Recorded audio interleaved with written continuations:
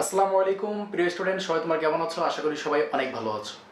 তো স্টুডেন্টস, গত ক্লাসে আমরা পড়েছিলাম হচ্ছে বকেয়া আয় এবং ব্যয়ের ডেবিট এবং ক্রেডিট কিভাবে নির্ণয় করতে হয়। আমরা খুবই ইজিভাবে বোঝার চেষ্টা করেছি। আশা করি যে তোমরা বুঝতে পেরেছো।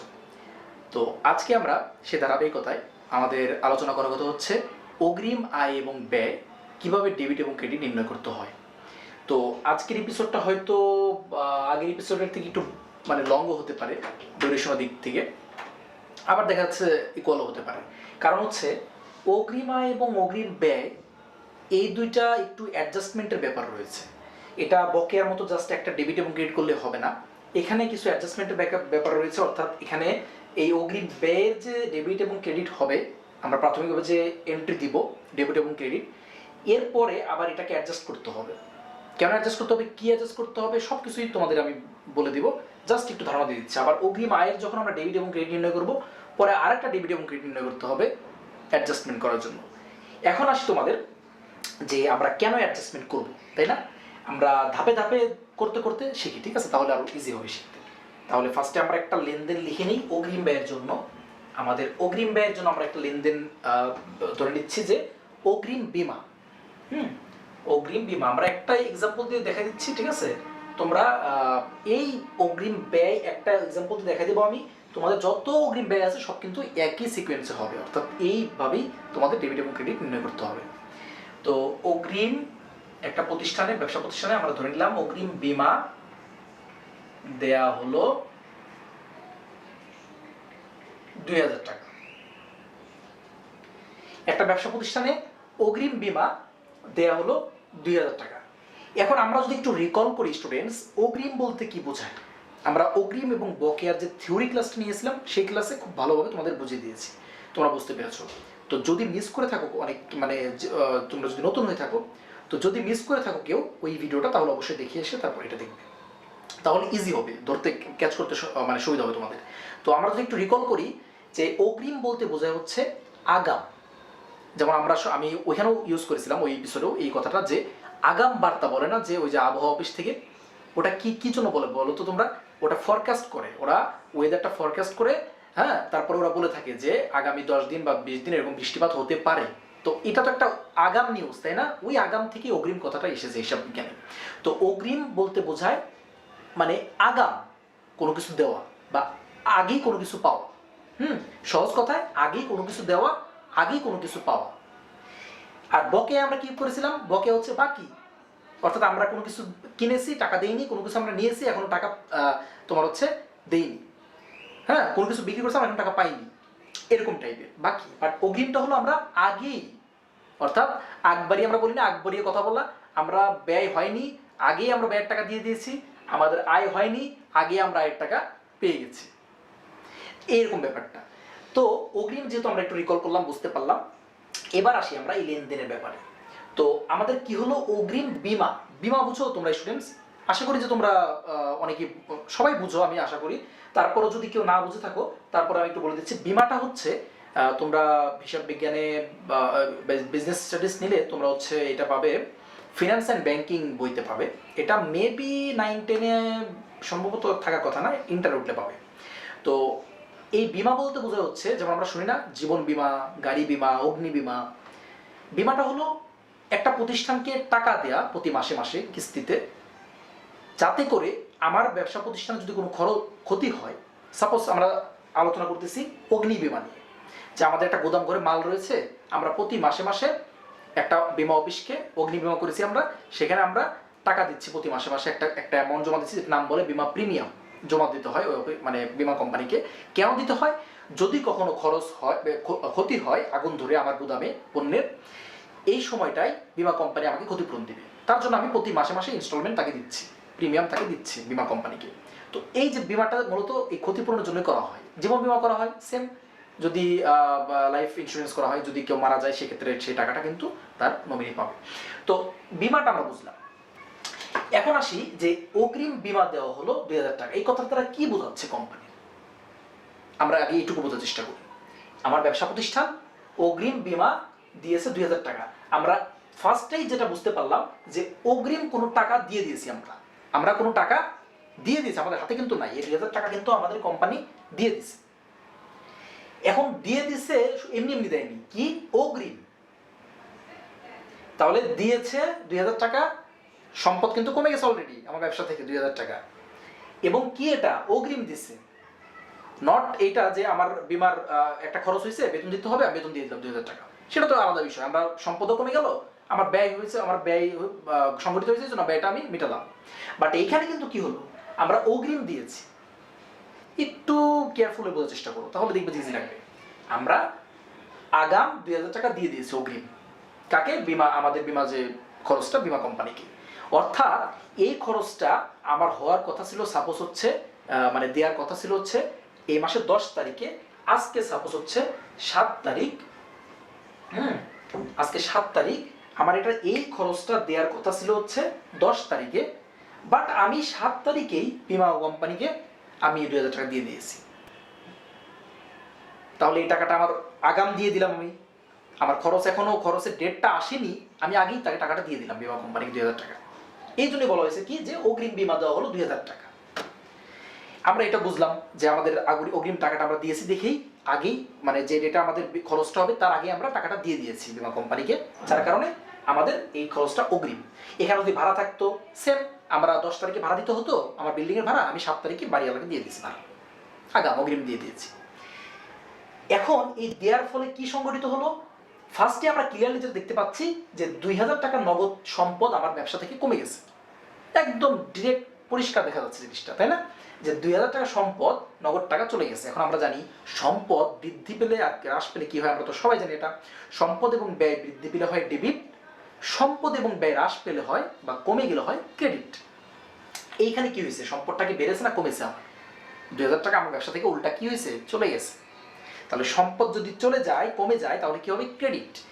এইখানে তাহলে আমাদের সম্পদের নামটা কি, নগদ টাকা, নগদ 2000 টাকা চলে গেছে, তাহলে আমরা লিখে ফেলি এটা। হ্যাঁ, আমরা এখানে একটা ডিভাইডার দিয়ে দিচ্ছি, যেহেতু আমাদের দুইটা লেনদেন হবে, একটা থেকে অ্যাডজাস্টমেন্টের একটা, ওটা বলতেছি একটু পরে তোমাদের। তাহলে আমরা লিখে দিচ্ছি যে নগদান হিসাব ক্রেডিট। তো স্টুডেন্টস, এখন যেটা আমরা দেখবো যে এখানে ডেবিটটা কি হবে। তো ডেবিটটা আমরা কি হবে বুঝতে পারবো ইজিলি, জাস্ট একটু খেয়াল করো, একটু মনোযোগী বুঝতে হবে জিনিসটা।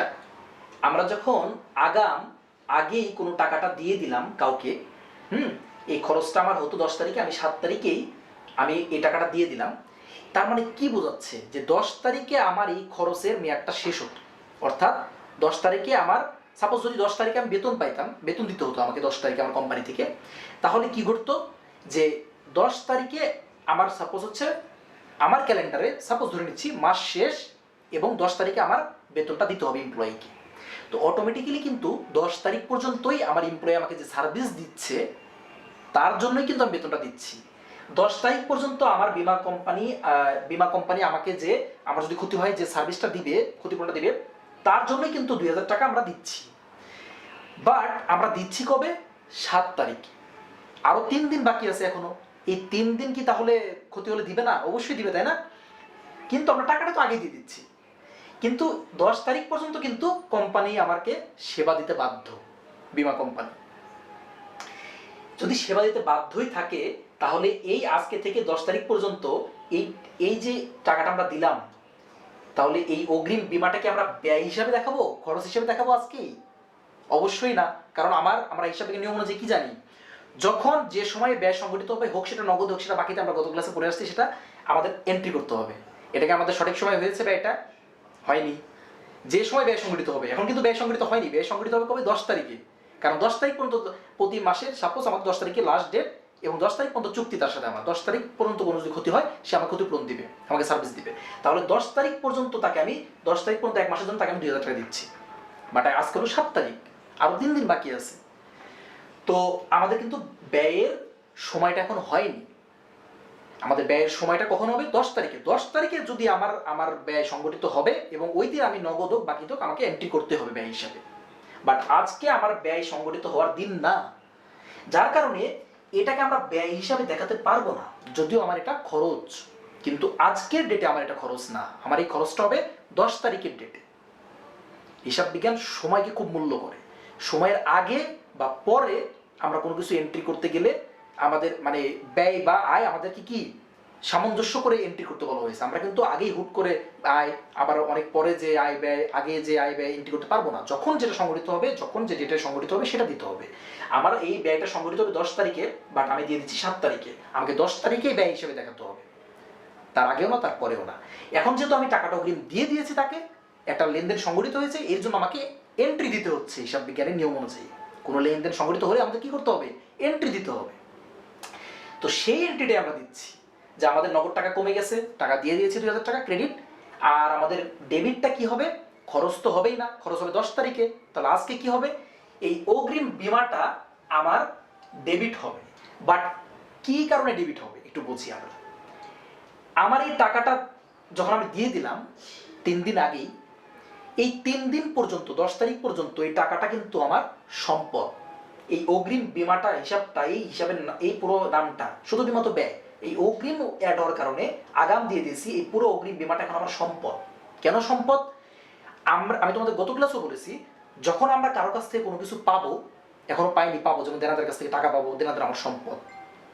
আমরা আমাদের কারো কাছ থেকে কোনো কিছু পাওয়ার আছে, তার কাছ থেকে ভবিষ্যৎ এই অগ্রিম বীমাটা দিলাম, বীমা কোম্পানি এখন আমার কাছে মূল্যবান না, তার কাছ থেকে আমি ভ্যালু পাবো, আমি ভবিষ্যতে বেনিফিটেড হব। আমার ব্যবসা প্রতিষ্ঠান যখন কারো দ্বারা কোনো লাভবান হবে ইন ফিউচার, দেখা যাচ্ছে হবেই লাভবান, তখন সে কিন্তু আমাদের কাছে একটা সম্পদ। দেনাদার আমাদের একটা সম্পদ, দেনাদার কাছ থেকে আমরা টাকা পাবো কোনো না কোনো দিন। অগ্রিম বীমা আমরা টাকাটা দিয়ে দিলাম, 10 তারিখ পর্যন্ত আমি কিন্তু সার্ভিস পাবোই। সো এটা কিন্তু আমার একটা সম্পদ, আমি পাচ্ছি, যার কাছ থেকে আমি সেবাটা, বীমা প্রতিষ্ঠানের কাছ থেকে সেবাটা পাচ্ছি। তো এইখানে যদি আমার ওই সূত্রটা খাটাই যে আমাদের দেনাদারের কাছে আমি বিক্রি করতেছি, আমার পণ্য বিক্রি করলাম ধারে, তাহলে আমি এখনো টাকাটা পাইনি, তাহলে আমি সম্পদ হিসেবে কেন দিচ্ছি? কারণ আমি তার কাছ থেকে ভবিষ্যতে টাকাটা পাবো এবং কোনো না কোনো দিন সে আমাকে টাকাটা দিবে, আমি তার দ্বারা লাভবান হব। তো যখনই দেখা যাচ্ছে আমরা হিসাব নিয়ম অনুযায়ী, তাহলে আমরা মনে রাখবো যখন আমরা কোনো কিছু পাবো বা কারো দ্বারা লাভবান হব, তখন কিন্তু তাকে আমাকে সম্পদ হিসেবে এন্ট্রি করতে হবে। তাহলে এই অগ্রিম বীমাটা আমরা এখানে সম্পদ হিসেবে এন্ট্রি করতে হবে। সম্পদটা কি বাড়লো না কমলো? অবশ্যই বাড়লো, কারণ আমাদের 10 তারিখ পর্যন্ত আমাদের সার্ভিস দিতে থাকবে এবং এটা আমার 10 তারিখ পর্যন্ত সম্পদ হিসেবেই থাকবে। 10 তারিখে যখন আসবো তখন এটা আমার সম্পদ থেকে ডিলিট হয়ে যাবে, আর সম্পদ থাকবে না, কারণ ওই দিন আমার ব্যয় সংগঠিত হবে। ওই তারিখ পর্যন্ত বীমা কোম্পানি আমাকে সার্ভিস দিতে বাধ্য, ততদিন পর্যন্ত সে আমার সম্পদ। এবং সম্পদটা ক্রিয়েট হয়েছে কি কারণে? কারণ আমি টাকাটা তাকে দিয়ে দিয়েছি। এই টাকাটা তো আমার একটা সম্পদ ছিল, তার কাছে এখন চলে গেছে, বাট আমাকে সে যে সার্ভিসটা দিবে, যার বিপরীতে আমি টাকাটা দিলাম, সেই সার্ভিসটা এখনো আমি পাইনি। তো যখন পর্যন্ত আমি পাবো না, যতদিন পর্যন্ত আমার লাস্ট ডেট, এটার মেয়াদ, ততদিন পর্যন্ত এটা আমার সম্পদ। আশা করি তোমরা বুঝতে পেরেছো। তাহলে আমরা সম্পদ এখানে বৃদ্ধি পেয়েছে, সম্পদ বৃদ্ধি পেলে কি হয়? ডেবিট হয়। তাহলে আমাদের সম্পদের নামটা কি? এই পুরো অগ্রিম বীমাটা হচ্ছে সম্পদ। তাহলে আমরা এখানে লিখি অগ্রিম বীমা হিসাব ডেবিট। তো আশা করি এইটুকু তোমাদের ক্লিয়ার। এখন স্টুডেন্টস তোমরা বলতে পারো যে এখন আমার এই সেকেন্ড স্টেপ বা অ্যাডজাস্টমেন্টের কথা বলতেছিলাম, ওই অ্যাডজাস্টমেন্টটা কি ভাইয়া, তাই না? আচ্ছা আসি আমরা। তোমরা অনেকেই বুঝতে পেরেছো যে অ্যাডজাস্টমেন্টটা কি হতে পারে। যেহেতু দুইটা ডেটের কাহিনী এখানে হচ্ছে, তাহলে অ্যাডজাস্টমেন্ট কি অটোমেটিকই হবে না? অ্যাডজাস্টমেন্ট মানেটা কি? অনেকে অ্যাডজাস্টমেন্ট বললেই মাথা গরমিল হয়ে যায় একদম। আমারও হতো প্রথম বিশেষ করে ইউনিভার্সিটি ওঠার পরে। ইউনিভার্সিটি তো সব তো ইংলিশে, আমরা 9, 10-এ বা ইন্টারে তো বাংলায় করে আসছি সব। তো অ্যাডজাস্টমেন্ট শব্দের অর্থ কি? মানে সংযুক্তি। অ্যাডজাস্ট করে না, বলে না যে সংযুক্ত করো, অ্যাডজাস্ট করো, ঠিক করো। এখানেও সেম জিনিসটা। আমরা অ্যাডজাস্ট মানে বুঝবো হচ্ছে যে আমাদের সংযুক্ত করা, কোনো কিছু বাকি আছে অ্যাড করা, সেটা অ্যাড করা বা ঠিক করা, এই জিনিসটা আমরা বুঝবো, ঠিক আছে? তো এইখানে আমাদের ঠিক করব কি বা আমাদের সংযুক্তি করব কি, কোন কিছু সংযুক্ত করা বা যুক্ত করব কি? আমাদের 7 তারিখে আমরা দেখাইছি এটা সম্পদ। সাপোজ 3 দিন পরে, 3 দিন পার হয়ে গেছে, আজকে হলো 10 তারিখ, আজকে 10 তারিখ। এখন এই 10 তারিখে এসে আমার তো বীমার মেয়াদ শেষ, এটা আমার খরচ সংগঠিত হওয়ার দিন, এই খরচটা সংগঠিত হওয়ার দিন, আজকে আমার এই খরচটা সংগঠিত হবে।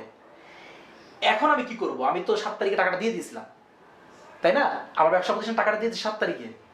তাহলে এই 10 তারিখে এসে আমার যখন এই মেয়াদ শেষ হয়ে গেল, বীমা খরচটা তো দেখাতে হবে। হিসাবে নিয়ম অনুযায়ী কি, যেদিন যে খরচ সংগঠিত হবে সেদিন সেটা দেখাতে হবে, হোক নগদে হোক বাকিতে। তো এই 10 তারিখে এসে আমার এই খরচটা সংগঠিত হচ্ছে, আমরা এখন এটা কিভাবে দেখাবো? এটাই হচ্ছে অ্যাডজাস্টমেন্ট, সংযুক্তিকরণ। মানে আমরা আমাদের মেইনলি যে ডেবিট ক্রেডিটটা করতে হতো সেটা 10 তারিখই করতে হতো। এই অগ্রিম কথাটা কেন আসছে হিসাব বিজ্ঞানে? মেইনলি কিন্তু আমাদের হিসাবটা 10 তারিখের। আমরা 10 তারিখে বিমা খরচ দিয়ে দিব 2000 টাকা, বিমা খরচ দেবে, নগদান হিসাব ক্রেডিট, সিম্পল। আমরা যেমন ব্যয় করে আসছি, ব্যয়ের যেগুলো যাবে না ডেবিট ক্রেডিট।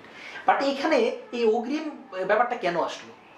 অগ্রিমের ব্যাপারটা আসলে এই কারণেই, কারণ আমরা টাকাটা, আমাদের কোম্পানির টাকাটা বেশি হয়ে গেছিল, যাই হোক যে কারণে হোক, আমরা দায় মুক্ত কম থাকতে চাচ্ছিলাম, আগে আমরা টাকাটা দিয়ে দিয়েছি, তখনই অগ্রিমের ব্যাপারটা আসছে। বাট আমাদের মেন ট্রানজেকশন কিন্তু এইটা ব্যয় আমাদের কবে সংগঠিত হচ্ছে? 10 তারিখে।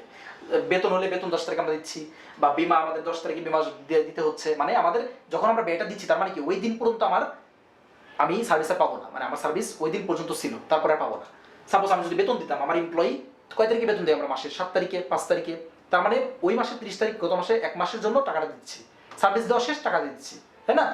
এই ক্ষেত্রে সেম, আমাদের সার্ভিস দিবে 10 তারিখ পর্যন্ত, আমরা আগে টাকা দিয়ে দিচ্ছি।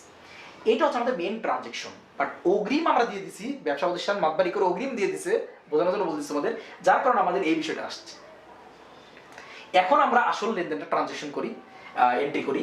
সেটা হচ্ছে আমাদের যেহেতু 10 তারিখে বিমা খরচ দেখাতে হবে কত টাকার? এই 2000 টাকা। তাহলে আমাদের সিম্পল আমাদের খরচ হলে যে লেনদেন ডেবিট ক্রেডিট করতে হয়, সেভাবে আমরা এটা জিনিসটা থিঙ্ক করব। এখানে তোমাদের একটু প্যাচ লাগবে। কিভাবে? কারণ লেখা থাকবে এন্ট্রিতে, এন্ট্রিটা কিভাবে লেখা থাকবে আমি বলি তোমাদেরকে, যে বিমা খরচ মেয়াদ উত্তীর্ণ হয়েছে।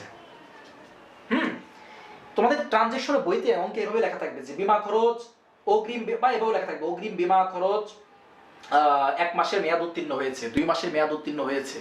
তখন তোমাকে ওইভাবে টাকাটা বের করে, 2 মাসের টাকাটা বের করে এখানে তোমাদের খরচ হিসেবে দেখাতে হবে। কারণ দেখা যায় অনেক কোম্পানি 1 বছর অগ্রিম দিয়ে রাখে, আমি তোমাদের 1 মাসে দেখাচ্ছি, অনেকে 1 বছর অগ্রিম দিয়ে রাখে। তখন তো যে মাসে মাসে তোমাকে দেখাতে হবে 1 মাসের যে টাকাটা, সেম 1 মাস শেষ তোমাকে 1 মাসের টাকাটা খরচ হিসেবে দেখাতে হবে, 2 মাস শেষ 2 মাস টাকাটা খরচ হিসেবে দেখাতে হবে, ওই ডেটে।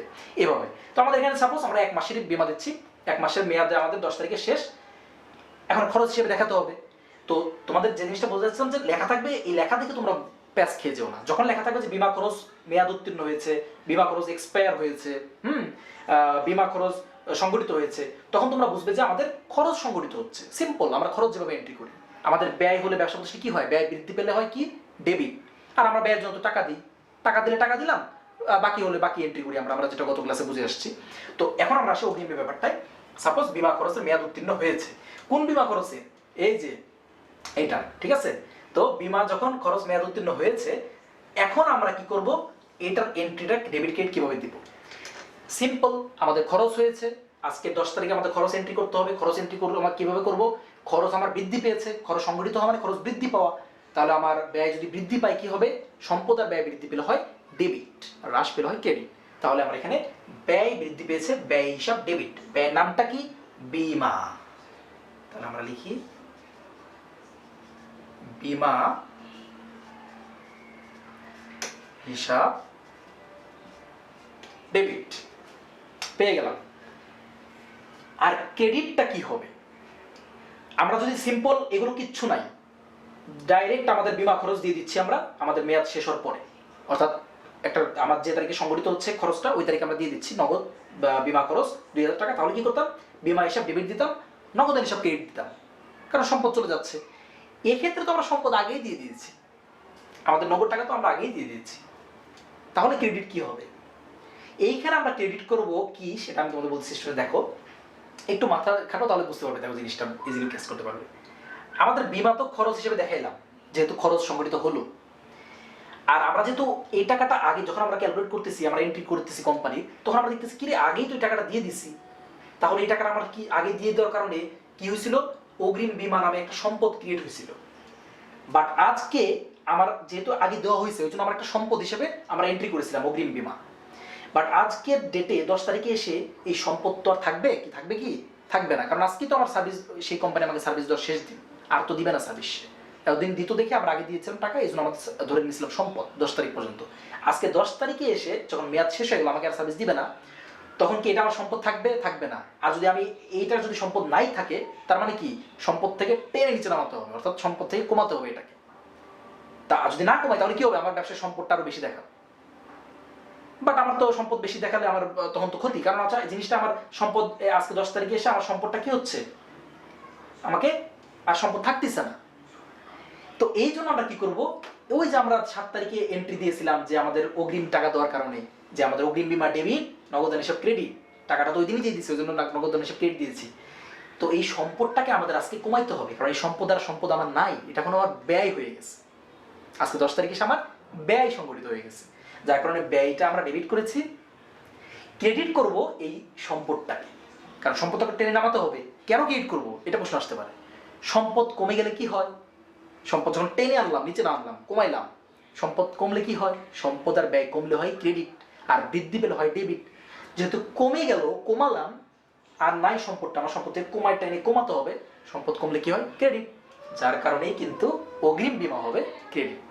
সম্পদের নামটা কি, অগ্রিম বীমা। এখানে দুইটা ট্রানজ্যাকশন কিন্তু লিঙ্কড, সংযুক্ত। যখন আমাদের অগ্রিম ব্যাপারটা আসবে কোনো ট্রানজ্যাকশনের, তখন কিন্তু তার জন্য আরেকটা অ্যাডজাস্টমেন্ট হবে। অ্যাডজাস্টমেন্টটা কি, সংযুক্তি বা ঠিক করা। কারণ আমাদের আগের টাকাটা দিয়ে দিয়েছি, তখন আমাদের খরচ সংগঠিত হয়নি, বাট পরে একটা না একটা দিনে তো আমাদের খরচ সংগঠিত হবে। যেদিন ওই খরচ সংগঠিত হবে সেদিন আমরা খরচটা দেখাবো খরচ হিসাবে, আর ওই যে সম্পদ দেখাইছিলাম আমার অগ্রিম দেওয়ার কারণে, ওইটা টেনে নামাবো, কমাবো। সম্পদ কমলে গিয়ে হয় ক্রেডিট, তা আমরা অগ্রিম বীমাটা দেবো ক্রেডিট। অগ্রিম বীমা হিসাব ক্রেডিট। সো স্টুডেন্টস, এই হচ্ছে অ্যাডজাস্টমেন্ট।